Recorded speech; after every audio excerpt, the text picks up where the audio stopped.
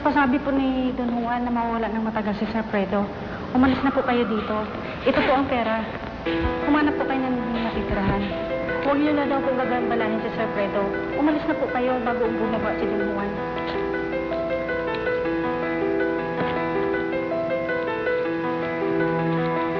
Buboy, aalis na daw si Sir Fredo. Pwede kaya tayong sumama sa kanya?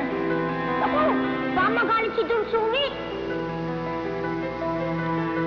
Sa tingin mo, babalik pa siya? Tuluyan niya talaga kinalimutan si Jezebel. Yung dating tumulong sa kanya, yung sumagip sa kanya. Siguro. Hindi ako papayag, no? Ano yun, ganun na lang? Teka, katapusin mo muna kaya ako. Pag kinalimutan niya si Jezebel, makakasingit ka na. Bilang si Isabel. Malay mo, mapamahal siya sa'yo, Isabel. Diba? Oo nga. Baka magkaroon ng pagkakataon para maging mas malapit kami sa isa't isa. Na kahit na pangit ako, mamahalin pa rin niya ako bilang si Isabel. Kaya gagawa ko ng paraan para mapalapit ako sa kanya. Eh, paano mo naman gagawin yun? Ha? Ipinalayas na tayo ulit eh. Hindi ka lang, please, baka paraan. Ano? Ano maingay? Anak, nandiyan na Isabel. Wala sila sa kwarto nila eh. Sila Isabel? Hindi ko po napansin, sir. Pakihanap naman. Sir, di pa tayo alis? Walang alis. Hindi ko kailangan ng driver, ah. Po, sir.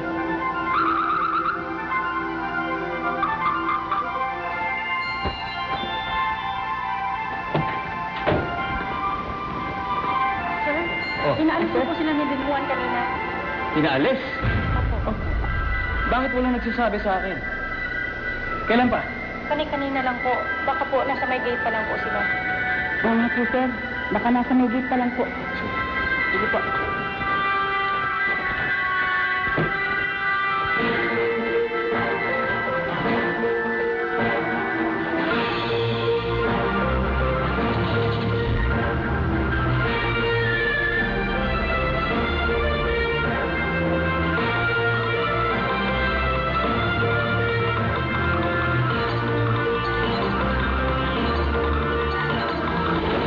Suyurin yung mabuti ang buong Sirenea. Pag malaman ko kung sino ang tumulong kay Maku, ipapapatay ko. Bago pumirma ang mama ko, gusto ko muna malaman ang status ng wedding namin. Ano doon man? Matutuloy ba o hindi? Alam mo naman ang nangyayari kay Fredo ngayon.